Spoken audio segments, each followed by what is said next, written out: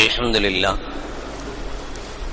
لله نحمده ونستعينه ونستغفره ونعوذ بالله من شرور أنفسنا ومن سيئات أعمالنا من يهده الله فلا مضل له ومن يضلله فلا هادي له ونشهد أن لا إله إلا الله وحده لا شريك له ونشهد أن محمدا عبده ورسوله اللهم صل على سيدنا ومولانا محمد طب القلوب ودوائها وعافية الأبدان وشفائها ونور الأبصار وضيائها وعلى آله وصحبه وسلم.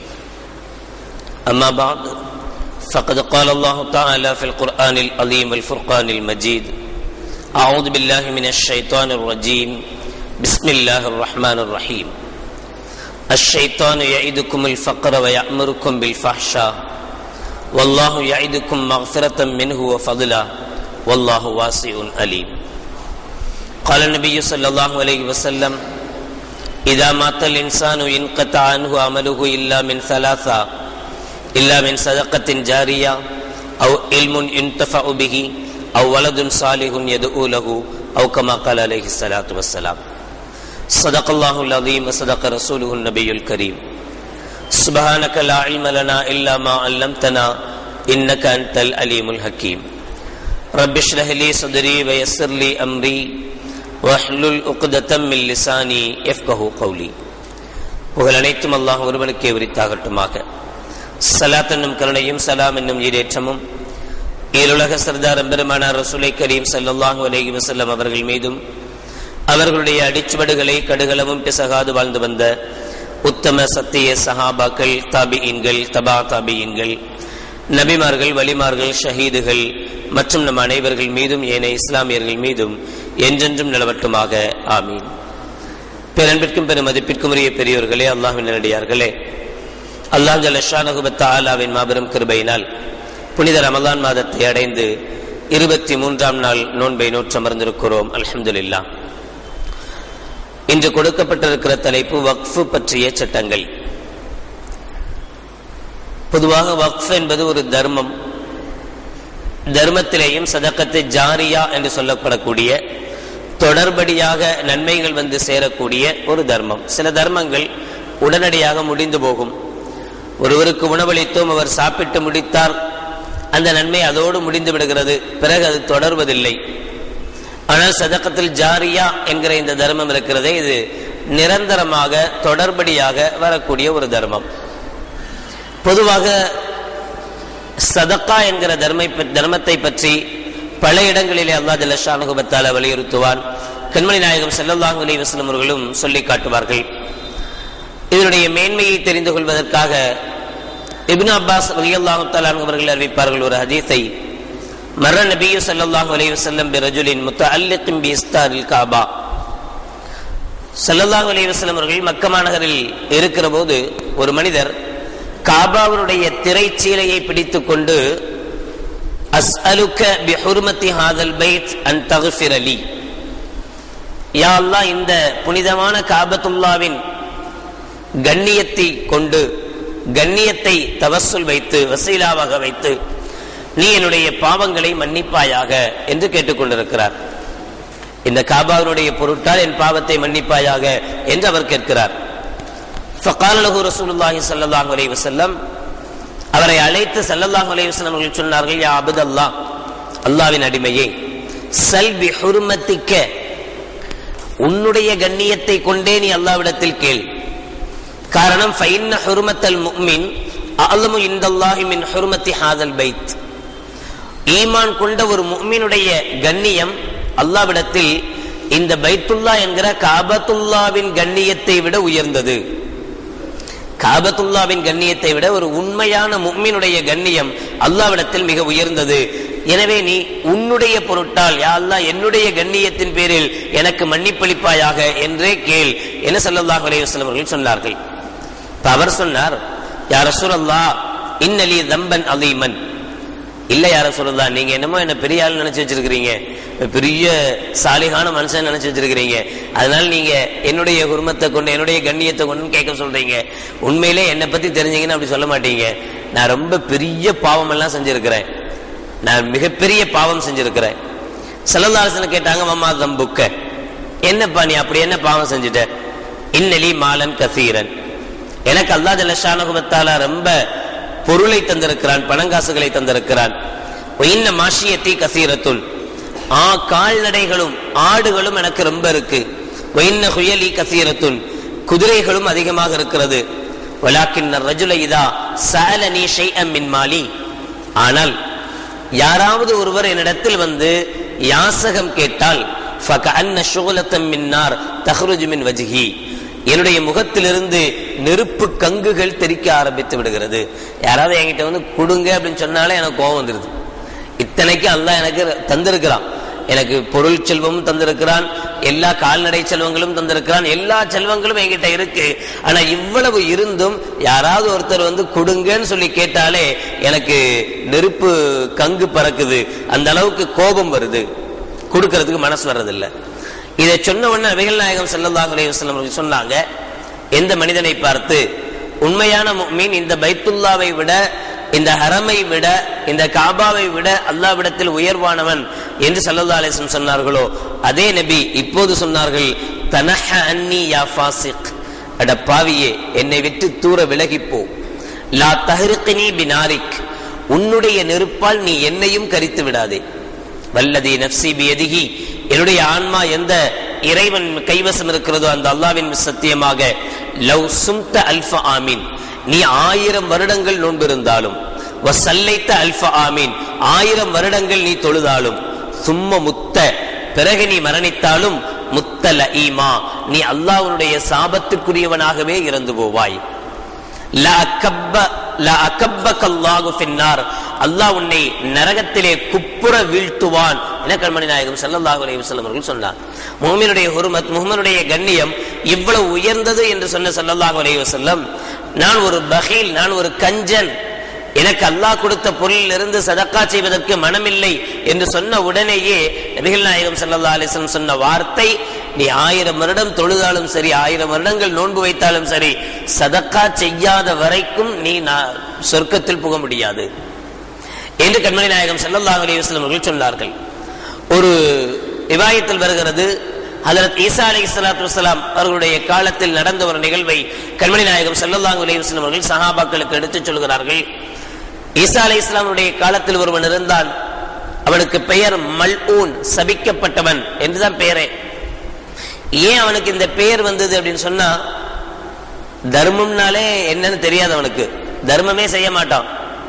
எனவே அவனை எல்லாருமே அல்லாஹ்வுடைய சாபத்திற்குரியவன் இவன் என்கிற ரீதியில் மல்ஊன் என்ற பெயரிலேயே அழைக்க ஆரம்பிச்சாங்க.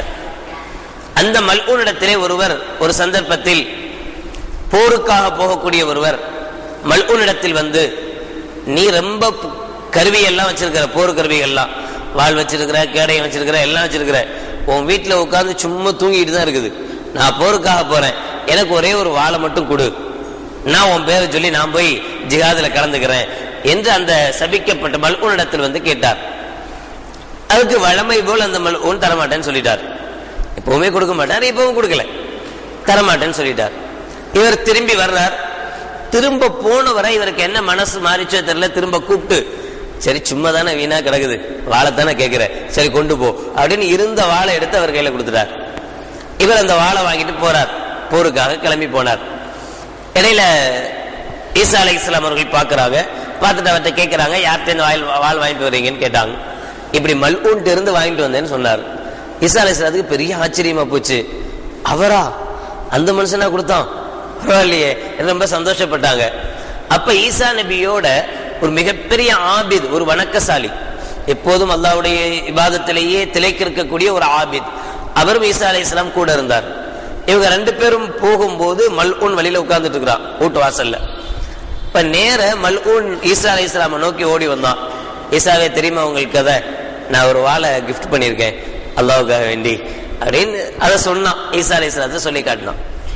அப்ப அல்லாஹ் ஜல்ல ஷானஹு வ தஆலா உடனடியாக ஈசா அலைஹிஸ்ஸலாம் அவர்களுக்கு ஒரு வஹி ஒன்று அறிவிக்கிறான். ஈசாவே நீங்க அறிவிச்சிருங்க, அவன் சொர்க்கவாதி அப்படின்னு.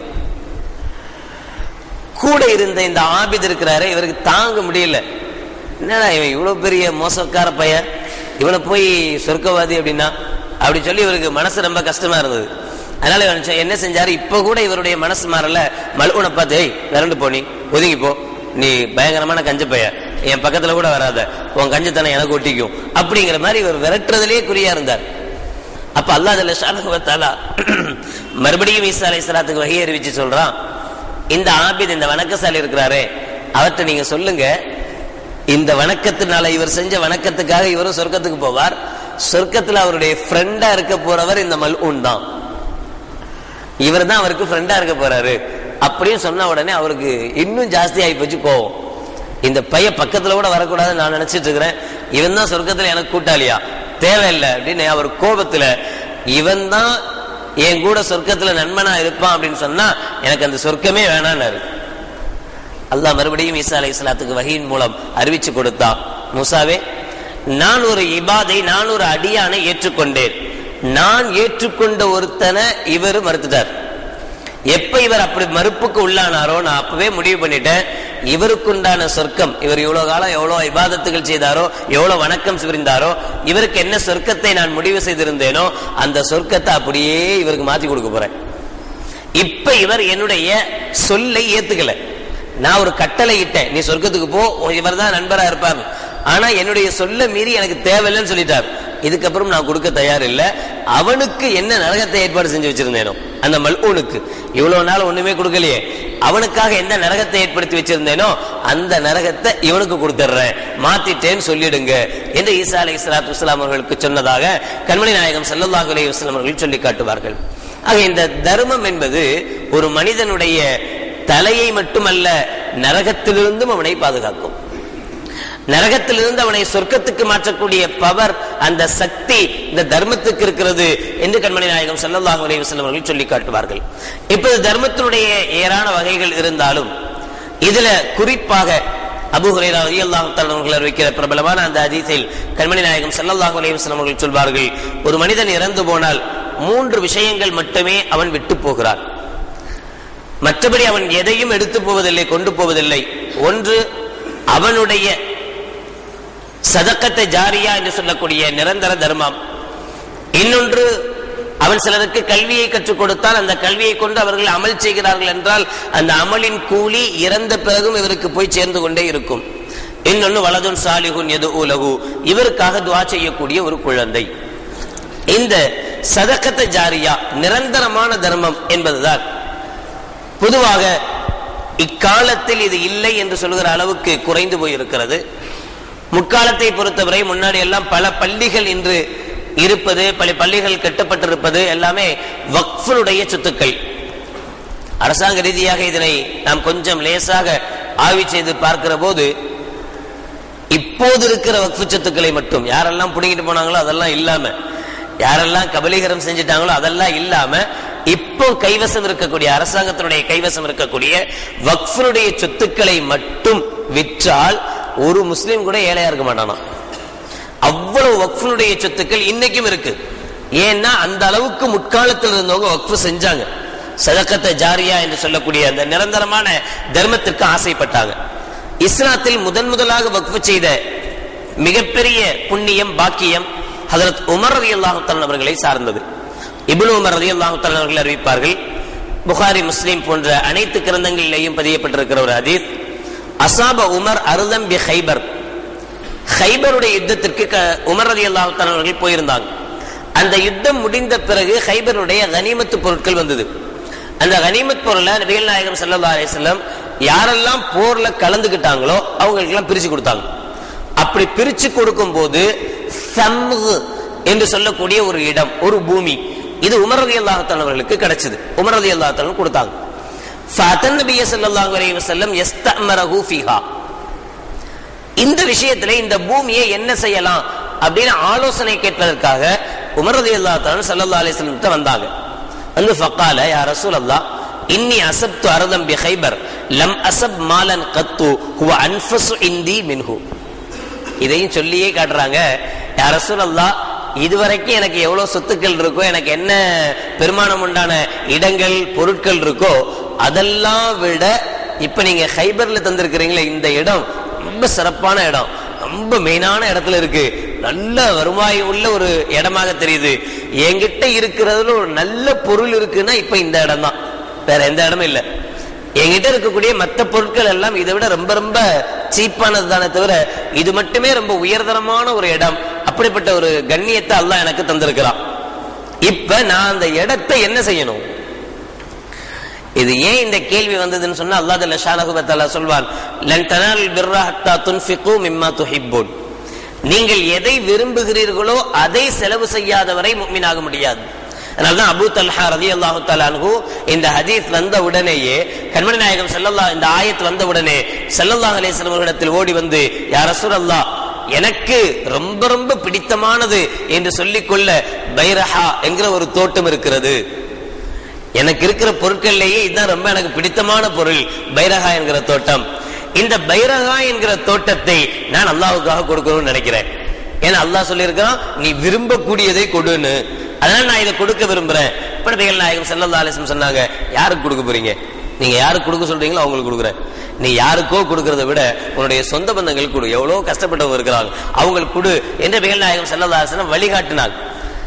எனவே உமர் ரலியல்லாஹு தஆலா அன்ஹு கண்மணி நாயகம் ஸல்லல்லாஹு அலைஹி வஸல்லம் இடத்தில் வந்து, யா ரசூலல்லாஹ், என்னிடத்தில் இருக்கிற இடங்களிலேயே சம்ஹு என்று சொல்லக்கூடிய இந்த ஹைபருடைய யுத்தத்திலிருந்து எனக்கு கிடைத்த இந்த கனிமத்துடைய இடம்தான் மிக உயர்வான இடம் அப்படின்னு சொல்றதே எதை காட்டுதுன்னு சொன்னா, நானும் இதை சதகா செய்ய விரும்புறேன்.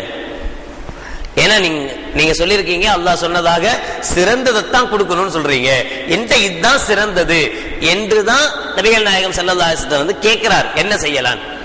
அப்ப நபிகள் நாயகம் ஸல்லல்லாஹு அலைஹி வஸல்லம் ஒரு முறையை சொல்லி கொடுக்கிறாங்க. அதாவது, நீ இப்ப இந்த இடத்தை வித்து இதனுடைய பணத்தை எல்லாத்துக்கும் சதகா செய்ய முடியும். ஆனா அப்படி செஞ்சா அது ஒரே ஒரு தடவையோடு நின்று போய் விடுகிற விஷயம். மாறாக இன்னொரு முறையை முதலாக ஸல்லல்லாஹு அலைஹி வஸல்லம் உமர் ரலியல்லாஹு தஆலா சொல்லி கொடுக்கறாங்க, இன் ஷிஅத ஹப்பஸ்த அஸ்லஹா வ தஸத்தக்த பிஹா. நீங்க விரும்பினா அந்த இடத்தின் பொறுப்பை நீங்களே வச்சுக்கீங்க. அந்த இடம் உங்களுக்கு சொந்தமானது. சொந்தமானதுன்னா பொறுப்பு, அதை நிர்வகிக்கக்கூடிய பொறுப்பு உங்களுடையது. ஆனா அந்த இடத்திலிருந்து என்னென்ன வருமானம் வருகிறதோ அந்த வருமானத்தை சதகா செஞ்சுக்கிட்டே இருங்க. இதான் சதகத்தை ஜாரியா. இடம் இடமாகவே இருந்து கொண்டே இருக்கிறது. அந்த இடம் எங்கேயுமே மாறி போகல, இடமாகவே இருக்குது. அந்த இடத்திலிருந்து என்ன வருமானம் வருகிறதோ, வருவாய் வருகிறதோ, அந்த வருவாயை நீங்கள் சதக்கா செய்து கொண்டே இருங்கள் என்று கண்மணி நாயகம் ஸல்லல்லாஹு அலைஹி வஸல்லம் சொன்ன உடனே ஃபதஸத்தக பிஹா உமர் ரலியல்லாஹு தஆலா அவர்கள் அதை சதக்கா செஞ்சாங்க. அப்படி சதக்கா செய்கிற போது சில நிபந்தனைகள் வச்சாங்க அந்த வக்ஃபுடைய இடத்துக்கு. இது ரசூலுல்லாஹ் சொன்ன வார்த்தை என்றும் இடம்பெற்றிருக்கு, அன்னஹு லா யுபாஉ அஸலுஹா. எப்ப இது மாதிரியான ஒரு இடத்தை ஒரு நல்ல காரியத்திற்காக ஒருத்தர் வக்ஃப் செஞ்சிடறாரோ பிறகு அந்த இடத்தை எக்காரணம் கொண்டும் விற்க கூடாது. மெயின் விஷயம், வக்ஃபுடைய சொத்தை விற்கிறதுக்கு யாருக்கும் அதிகாரம் கிடையாது. பொதுவா நானே ஒரு இடத்தை வக்ஃப் செய்யறேன் அப்படின்னு சொன்னா, எப்ப நான் அல்லாஹ்வுக்கா வக்ஃப் செய்யறேன்னு சொன்னேனோ அப்பவே என்னுடைய முழு உரிமையும் பறிக்கப்பட்டுரும். இனி அந்த இடத்தை ஏன் இஷ்டப்படிலாம் நான் செய்ய முடியாது. ஆனா ஆரம்பத்திலேயே நான் என்ன செய்யலாம்னா, சில விஷயங்களுக்காக குறிப்பிடலாம். நான் இந்த இடத்தை ஏன் கொடுக்குறேன் அப்படின்னா, இந்த இடத்திலிருந்து வர்ற வருமானத்தை வச்சு இவங்களுக்கு தான் நீங்க கொடுக்கணும் அப்படின்னு சொல்லலாம். ஏழைகளுக்கு தான் கொடுக்கணும், யாரு ஜிஹாதுக்கு போறாங்களோ அவங்களுக்கு மட்டும்தான் கொடுக்கணும், எங்க மக்தபுகள் அங்க மட்டும்தான் என்று நிபந்தனைகள் கூடுவது கூடும். அப்படி சொல்லிட்டாருன்னா அந்த வக்ஃப் செய்றவர் என்ன சொன்னாரோ அதுக்கு தான் அதை யூஸ் பண்ணணுமே தவிர வேற எதுக்கும் அதை யூஸ் பண்ணக்கூடாது. ஒருத்தர் ஒரு ஹவுத வக்ஃப் செய்றார், ஹவுது கட்டி கொடுக்கிறார். ஹவுது கட்டி குடிக்கும் போது எல்லாரும் இதுல இருந்து முகம் கைகால்லாம் கழுகி நல்லா ஃப்ரெஷ் ஆகட்டும் அப்படின்ற நியத் இல்லாம ஒது செய்வதற்காக வேண்டி மட்டும், சும்மாலாம் அதுல மூஞ்சி கூடாது, ஒது செய்வதற்காக வேண்டி மட்டும் நான் இந்த ஹவுதை வக்ஃப் செய்யறேன் அப்படின்னு ஒருத்தர் நியத்து வச்சு ஒரு ஹவுத வக்ஃப் செஞ்சா அதுல ஒது மட்டுமே செய்யணும். சாதாரண சும்மா அங்கேயிருந்து வந்தோம் மூஞ்சில ஒரு மாதிரியா இருக்கு போய் மூஞ்சி கழிட்டு வந்தா ஹராம். இன்னும் சொல்ல போனால் ஃபிக்ஹுடைய கிதாபுகளில் இருக்கும், ஒருவர் 3 முறைக்கு மேலாக 4வது தடவை முகத்தை கழுகினால் அந்த தண்ணீர் ஹராம். காரணம் என்னன்னா, அவருடைய வாக்கிஃப் எதை வக்ஃப் செஞ்சாரோ அவருடைய எண்ணம், அவருடைய நியத்து இதுக்குத்தான். அவர் என்ன சொல்றாரோ அதுக்கு மட்டும்தான் அதை யூஸ் பண்ணணும். அவர் சொல்லாத வேற எதுக்கு? அவர் சொல்றார் பள்ளிவாசலுக்கு தான் இந்த இடத்துல நான் வக்ஃப் செஞ்சிருக்கிறேன் அப்படின்னா பள்ளிவாசலை தவிர வேற எந்த பில்டிங்குமே இந்த இடத்துல கட்டக்கூடாது. ஒருத்தர் மதரசாவுக்கு தான் நான் வக்ஃப் செய்யறேன்னா மதரசா தான் கட்டணும். ஆனா ஒருத்தர் இப்படி தான் வக்ஃப் செய்யும் போதே முஸ்லிம்களுடைய நலனுக்காக நான் இந்த இடத்தை வக்ஃப் செய்யறேன், முஸ்லிம்களுக்கு அந்தந்த காலகட்டத்துக்கு எது எது நல்லதாக ஹைராகப்படுகிறதோ அந்த விஷயத்தில் இதை என்ன செஞ்சுக்கிட்டோம், செலவு செய்யட்டும் என்கிற நிய்யத்தில் அவர் வக்ஃப் செஞ்சிருந்தா அப்ப அந்தந்த காலகட்டத்தை பொறுத்தவரை இவ்வளவு இடம் வேஸ்டா கிடக்குது, இது ஒரு கல்யாண மண்டபத்தை கட்டி விடுவோம், இந்த இடம் வேஸ்டா கிடக்குது இங்க 4 கடையை கட்டி விடுவோம் என்கிற நிலையெல்லாம் எப்பன்னா அவர் இப்ப சொல்லியிருந்தாதான். அவர் ஒட்டுமொத்தமாக ஒரு 10 கிரவுண்ட் இடத்தை கொடுத்தார். இந்த 10 கிரவுண்ட் இடத்துல பள்ளிவாசலுக்கு சம்பந்தப்பட்ட ஹவுஸ், அதே மாதிரி மலஜலம் கழிக்கக்கூடிய கழிப்பிடங்கள், இதை தவிர வேற எதுவும் கட்டக்கூடாது. இதுக்கு தான் நான் இந்த இடத்தை வக்ஃப் செய்யறேன் அப்படின்னு ஒரு 10 கிரவுண்ட் இடத்தை ஒரு வக்ஃப் செஞ்சார். அதுல அந்த நேரத்துக்கு தேவை அல்லது இப்போதைக்கு தேவை வெறும் 2 கிரவுண்ட் இடம் இருந்தா போதும், அல்லது 4 கிரவுண்ட் இடம் இருந்தா போதும். மீதி 6 கிரவுண்ட் இடம் சும்மா கிடக்குது, அதனால எந்த பிரயோஜனமுமே இல்லை. இப்ப அந்த இருக்கக்கூடிய நிர்வாக குழு ஒன்னு சேர்ந்து 6 கிரவுண்ட் இடம் சும்மா கிடக்குது, இந்த 6 கிரவுண்ட் இடத்துல ஒரு ஸ்கூல் கட்டி விட்டா என்ன, பள்ளியாசல் சார்பா சும்மா இருக்கிற இடத்துல என்று முடிவெடுக்க உரிமை இருக்கிறதா என்றால் இல்லை. அவருக்கு அவங்களுக்கு மட்டுமல்ல, நிர்வாகத்துக்கு மட்டுமல்ல, இன்னும் சொல்ல போனால் இந்த அதை பராமரிக்கக்கூடிய உரிமையை அந்த வாக்கிஃப் தானே வச்சுக்கலாம். யார்கிட்டையும் நான் ஒப்படைக்க மாட்டேன், நானே தான் இதை பராமரிப்பேன், நான் இறந்த பிறகு என்னுடைய வாரிசுகள் பராமரிப்பாங்க என்று அவர் சொல்லி இருந்தால் இவருடைய மரணத்திற்கு பிறகு இவருடைய வாரிசுகள் பராமரிப்புக்குள்ளவங்கள மாறுறாங்க. அந்த வாரிசுகள் நினைச்சாலும் அந்த இடத்தை மாற்ற முடியாது. அதனாலதான் வக்ஃப் போர்டு என்று இப்ப இருக்கு. வக்ஃபுடைய சொத்துக்கள் எல்லாமே அந்த போர்டுடைய கைவசம் இருக்கு. வக்ஃப் போர்டு என்ன நினைக்குதோ அதெல்லாம் செய்ய முடியாது ஒரு இடத்துல. அது யார் வக்ஃப் செஞ்சவர் யாரு, எதுக்காக வக்ஃப் செஞ்சார்? அவர் பள்ளிவாசலுக்கு வக்ஃப் செஞ்சிருக்கும் போது அங்க இன்ஜினியர் காலேஜ் கட்ட முடியாது, அங்க மருத்துவ கல்லூரி கட்ட முடியாது, அங்க எந்த விதமான கல்லூரிகளும் கட்டுவது ஹராம். காரணம் அவருடைய எண்ணத்திற்கு தான் அங்க மதிப்பு. அவர் ஏன் கொடுத்தார்? இந்த சூழ்நிலை முஸ்லிம்களுக்கு இந்த இடத்துல இருக்கு, இது இருக்க கூடாது, அதுதான் அவருடைய நோக்கம். அந்த நோக்கம் தான் கடைசி வரை நிறைவேற்றப்படணுமே தவிர வாக்கிஃபினுடைய சொத்தை அவருடைய அனுமதி இல்லாமல், என்ன சொல்ல போனா அவர் எப்ப வக்ஃப் செய்யறாரோ அப்ப எதுக்காக வக்ஃப் செஞ்சாரோ அதுதான் முடிவு. அதுக்கு பின்னால் அவரே நினைச்சாலும் அதை இடத்தை மாற்ற முடியாது. பள்ளிவாசலுக்கு வக்ஃப் செஞ்சிட்டார், வக்ஃப் செஞ்ச பின்னாடி அவருக்கு ஐடியா வருது, அட எதுக்கு பள்ளியாசல்னா 4 பேர் தொழுவாங்க, அதோட முடிஞ்சு போயிடும். ஒரு கல்லூரி காலேஜ் கட்டி விட்டோம்னா எவ்வளவு பணம் அதுல இருந்து வசூல் ஆகும், அதுல இருந்து எவ்வளவு மக்களுக்கு பைத்துல் மால் வச்சு எவ்வளோ நல்ல உதவிகள் செய்யலாமே, உதவி பண்ணலாமே அப்படின்னு அவரே நினைச்சாலும் மாற்ற முடியாது. காரணம் என்ன அப்படின்னு சொன்னா வக்ஃப் செய்யற சொத்து நேரடியாக அல்லாஹ்வுடைய மில்கியத்துக்கு போகுது. அல்லாஹ் தான் இப்ப பொறுப்பு. இங்க வெளியில நாம ஒரு நிர்வாகத்தை போட்டு வச்சிருக்கிறோம், அதுக்கு ஒரு பொறுப்பாளியை போட்டு வச்சிருக்கிறோமே தவிர அது ஒட்டுமொத்தமாக அதனுடைய சொந்தக்காரன் அல்லாஹ். அல்லாஹ்வுடைய சொத்தத்தை பொறுத்தவரை அவனே நினைச்சாதான் மாற்ற முடியுமே தவிர வேற யார் நினைச்சாலும் மாற்றக்கூடாது. பொதுவாக வக்ஃப் என்பதற்கு என்ன தாரீஃப்னு சொல்லுவாங்க, என்ன அர்த்தம் அப்படின்னா ஹப்சுல் ஐனி அலா மில்கில்லா, அல்லாஹ்வுடைய பொறுப்பில் ஒரு இடத்தை ஒப்படைப்பது, வத்தஸத்துகு பிமன்ஃபஅத்திஹா, அதனுடைய பிரயோஜனத்தை சதகா செய்வது. இந்த ஹதீஸ் மிக தெளிவானது. ஆனா பொதுவாகவே இது அல்லாமல் வேறு சஹாபாக்களுடைய காலத்தில் வக்ஃப் செய்யப்பட்டிருக்கா அப்படிங்கிறது எனக்கு தெரியல. காரணம் இந்த ஒரே ஒரு நிகழ்வு தான் எல்லா கிதாபுகளிலேயும் வக்ஃபினுடைய பாடத்துல இருக்கு. புகாரி, முஸ்லிம், அபூதாவுது, நஸஈ எந்த கிதாபை எடுத்தாலும் இதே விஷயம்தான். உமர் ரலியல்லாஹு அன்ஹு இந்த வக்ஃப் தான் வந்து நிக்குது. இது ஆனால் ரொம்ப தெளிவாகவும் இருக்கு. எப்படி வக்ஃப் செய்யப்படணும் எல்லாவற்றுக்கும் உண்டான தெளிவு இந்த ஒரே ஹதீஸிலேயே இருக்கிறது. இதுல ஸல்லல்லாஹு அலைஹி சொல்றாங்க அல்லது உமர் ரலியல்லாஹு அன்ஹு சொல்றாங்க அன்னஹு லா யுபாஉ அஸ்லுஹா, இதனுடைய அசல் இடத்தை விற்பனை செய்யக்கூடாது. வலா துபாஉ வலா தூரிசு, அதுபோல இது வராசத்தான பொருளாகவும் ஆக்கப்படாது.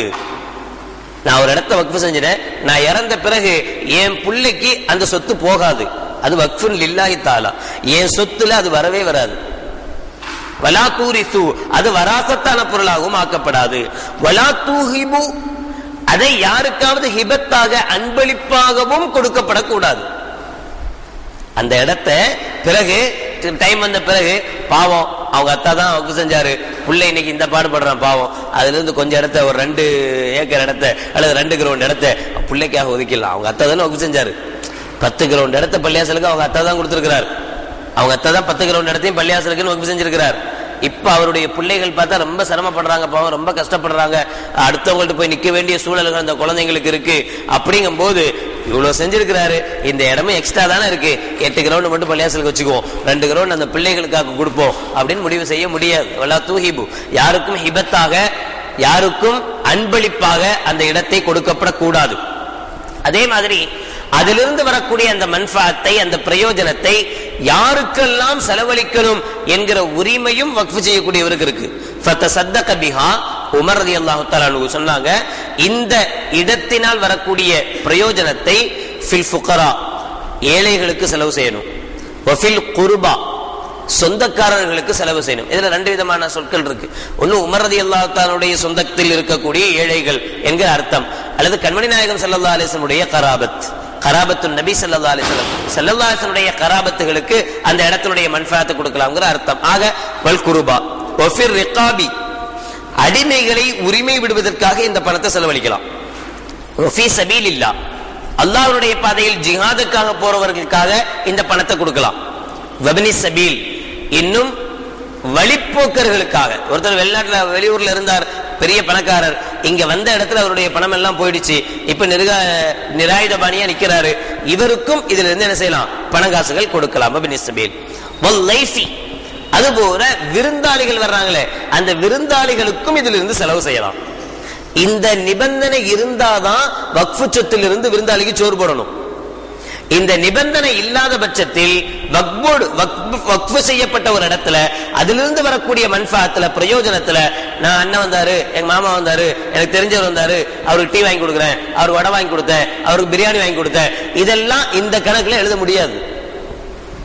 வர்ற விருந்தாளிகளுக்கும் செலவழிப்பது ஆகும் என்று அந்த வக்ஃப் செய்தவர் அனுமதி கொடுத்திருந்தால் மட்டுமே செலவு செய்ய முடியும். வலா ஜுனாஹ அலா மன் வலியஹா, இதையும் சொன்னாங்க. யார் பிறகு எனக்கு பின்னால் யாரை இதை பொறுப்பாக எடுத்து நடக்கிறார்களோ அவங்களுக்கும் ஐயக்குல மின்ஹா பில் மாரூஃப், நல்ல விதத்தில் இதிலிருந்து சாப்பிடுவது தவறல்ல. அதை நம்ம ஏற்கனவே நேற்று கூட பராமரிப்பு செலவுன்னு ஒண்ணு பார்த்தோம். அந்த பராமரிப்பு செலவு இவர் எடுத்துக்கலாம், சம்பளமாக இவர் எடுத்துக்கலாம், அதுவும் தப்பல்ல. பில் மாரூஃப் அவ் யுத்திஇம ஸதீகன் கைர முத்தஅவ்வலன் ஃபீஹி, அதே போல அவருடைய நண்பர்கள் வருகிற போது அவர்களுக்காக வேண்டியும் இந்த பொருளில் இருந்து சாப்பிடவோ உண்ணவோ எடுத்து கொடுக்கலாம் என்றெல்லாம் நிபந்தனைகள் விதித்து உமர் ரலியல்லாஹு தஆலா அவர்கள் இந்த வக்ஃபை செஞ்சாங்க என்று நீண்ட ஹதீஸ். அதே மாதிரி இந்த வக்ஃபுடைய பராமரிப்பு செலவை என்னுடைய வாரிசுகள் தான் நிர்வாகம் செய்யணும் என்றும் ஷர்த்து வைக்கலாம். ஏன்னா இந்த ஹதீஸிலே கூட உமர் ரலியல்லாஹு தஆலா அன்ஹு தெளிவாக சொன்ன ஒரு வார்த்தை, தலீஹி ஹஃப்ஸா மா ஆஷத், எனக்கு பிறகு என்னுடைய மகள் ஹஃப்ஸா ரலியல்லாஹு தஆலா அன்ஹா அவர்கள் உயிரோடு இருக்கும் வரைக்கும் இந்த சொத்துக்கு பொறுப்பாளியாக இருப்பாள். நான் இருக்கிற வரைக்கும் நான் தான் பொறுப்பு என் சொத்துக்கு, இந்த அல்லாஹ்வுடைய இந்த வக்ஃபுடைய சொத்துக்கு. எனக்கு பின்னால் வேற யாரோ வந்து இத அப்படிலாம் செய்யக்கூடாது. என்னுடைய வராசத்துகளுடைய கையிலே தான் இது இருக்கணும். ஆனா என் வாரிசுகள் இது இருந்து என்ன செய்யக்கூடாது, சாப்பிடக்கூடாது, தேவையான அளவுக்கு மட்டும் எடுக்கணும், சொந்தம் கொண்டாடக்கூடாது. இது எங்க அத்தாவுக்குள்ளதுதான் என்று சொந்தம் கொண்டாட முடியாத தவிர அதனுடைய பிரயோஜனங்களை அனுபவிப்பது கூடும். உமர் ரலியல்லாஹு தஆலா அவர்கள் இதையும் மிக தெளிவாகவே சொல்லி இருந்தார்கள். அதே போல வக்ஃபுடைய சொத்துக்கள் பொறுத்தவரை இப்போ பழங்காலத்துல வக்ஃப் செஞ்சிருக்கிறாங்க, எப்ப வக்ஃப் செஞ்சதுன்னே நமக்கு கண்டுபிடிக்க முடியல, யாரு வக்ஃப் செஞ்சாங்கன்னு தெரிய மாட்டேங்குது. பள்ளியாசல இடம் இருக்கு, பெரிய இடமா இருக்குது, அந்த பள்ளியாசலுடைய இடத்தை வக்ஃப் செஞ்சது யாருன்னு தெரியல, அது எதுக்காக வக்ஃப் செஞ்சாங்கன்னு தெரிஞ்சுக்க முடியுதா அப்படின்னா அதுவும் தெரிய முடியல.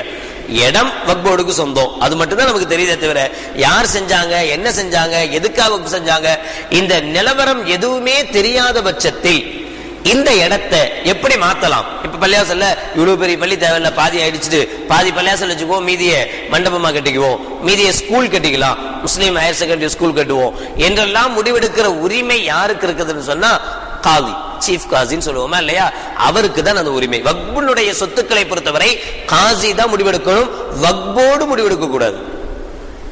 வக்ஃபோடு முடிவெடுக்க கூடாது, காதி, இஸ்லாமியர்களால் இவர் நீதிபதி, ஒட்டுமொத்த சமூகத்துக்கும் இவர்தான் காசி என்று யாரை நியமிக்கிறதோ அந்த காசி முடிவெடுக்கலாம், பரவாயில்ல இதுல இந்த இடத்தை கட்டலாம், இந்த இடத்தை இதுல இருந்து ஒதுக்கிக்கலாம் என்கிற நிலவரங்களை பொறுத்தவரை அந்த காதி அவர் தீர்ப்பு செய்வதற்கு, அதை மாற்றுவதற்கு அவருக்கு உரிமை இருக்கிறது. அதே போல இப்ப பொதுவாக இந்த பள்ளிவாசல் என்று மட்டும் கிடையாது, கிணறுகள் இருக்கு, அதுவும் சரக்கத்து ஜாரியா தான். ஒருத்தர் கிணறு ஒண்ணு தோண்டி போட்டாரு, தோண்டி போட்டுட்டு அதிலிருந்து யாரெல்லாம் தண்ணி குடிக்கிறாங்களோ அவங்களுடைய நன்மை எல்லாம் அவருக்கு போய் சேர்ந்து கொண்டே இருக்கும். அந்த கிணறை பராமரிக்கிற பொறுப்பு யாராவது ஒருத்தவங்கள்ட்ட என்ன செய்யும், இருக்கும்.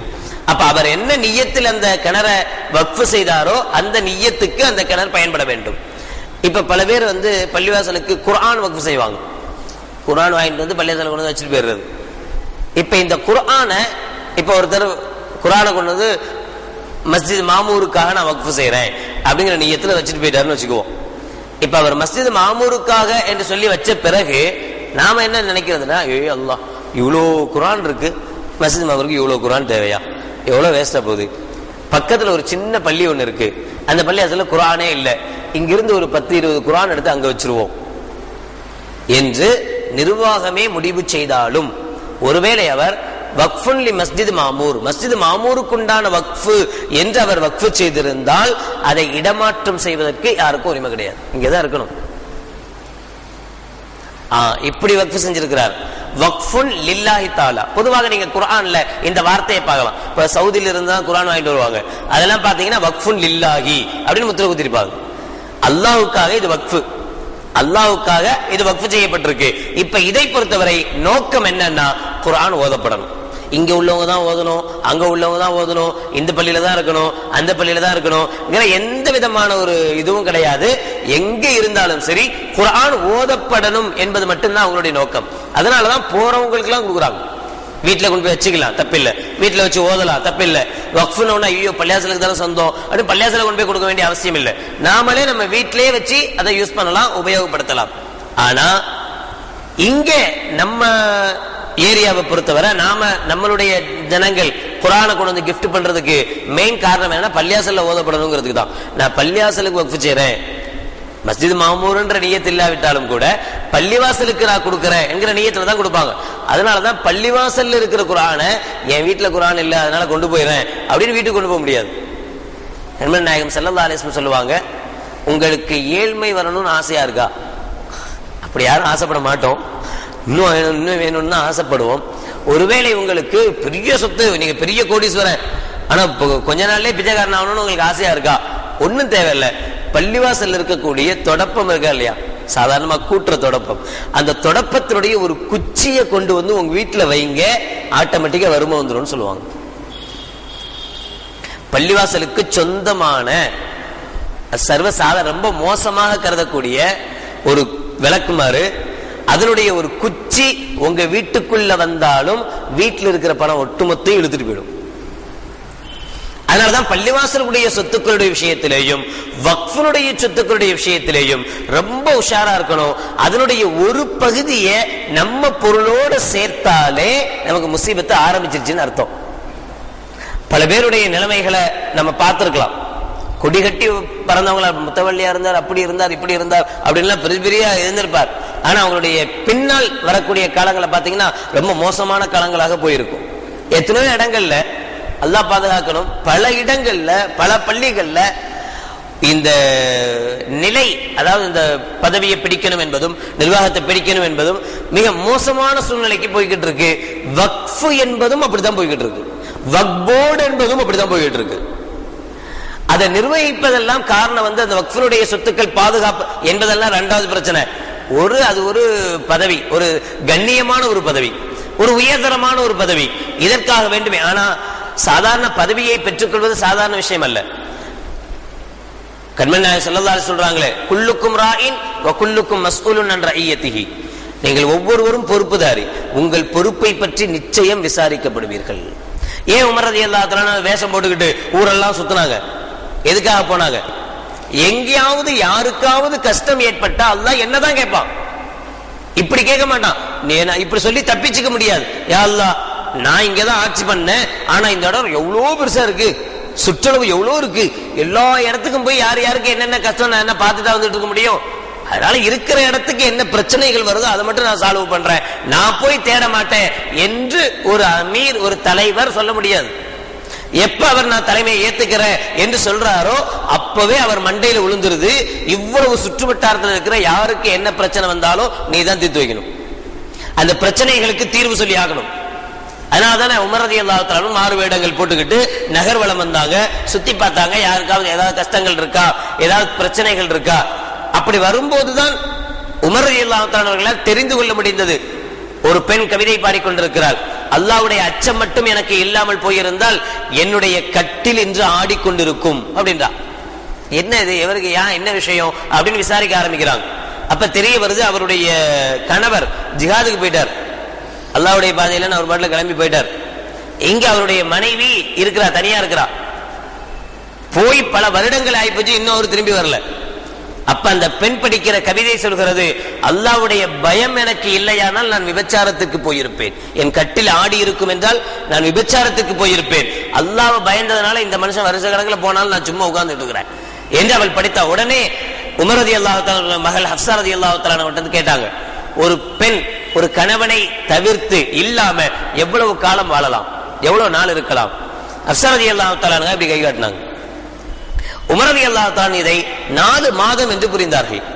புரிஞ்சிட்டு அப்போவே ஆணையை பிறப்பித்தாக, யார் எந்த ஜிஹாதுல போகக்கூடிய எந்த போராளியாக இருந்தாலும் சரி 4 மாசத்துக்கு மேல வெளியில தங்கக்கூடாது, வீட்டுக்குள்ள வந்துடணும். 4 மாசத்துக்கு மேல ஒருத்தனை செய்யக்கூடாது, வெளியில தங்கக்கூடாது, கண்டிப்பா வீட்டுக்கு திரும்பியே ஆகணும் என்கிற சட்டத்தை உமர் ரலியல்லாஹு தஆலா அவருடைய காலத்தில் நிறைவேற்றினாங்க. இப்படி ஒவ்வொருத்தருடைய பிரச்சனையும் தேடி போய் கண்டுபிடிச்சாங்க உமர் ரலியல்லாஹு தஆலா. அதுதான் ஒரு பதவிக்குண்டான அழகு.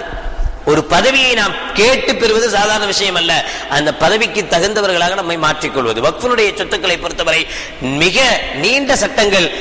எந்த வாக்கிஃப் எதற்காக அவர் நியத்து செய்து அந்த இடத்தை அந்த பொருளை கொடுத்திருக்கிறாரோ அதில் மட்டுமே அதை உபயோகிக்க வேண்டும். வேறு எதில் உபயோகித்தாலும் அது அநியாயமான நிகழ்வாக, அநியாயமான உபயோகிப்பாக இருக்கும் என்பதை இந்த ஹதீஸின் வாயிலாக தெரிந்து கொள்கிறோம். அல்லாஹ் ஜல்ல ஷானஹு வ தஆலா அவனுடைய பாதையில் தாராளமாக அள்ளி கொடுக்கக்கூடிய நல்லவர்களாகவும், அவனுடைய பாதையில் வக்ஃபுகளை செய்யக்கூடிய நல்ல நிலையில் அல்லாஹ் ஜல்ல ஷானஹு வ தஆலா நம்மை ஆக்கி தந்தல் புரிவானாக. வாஹிரு தஅவானா அல்ஹம்துலில்லாஹி ரப்பில் ஆலமீன்.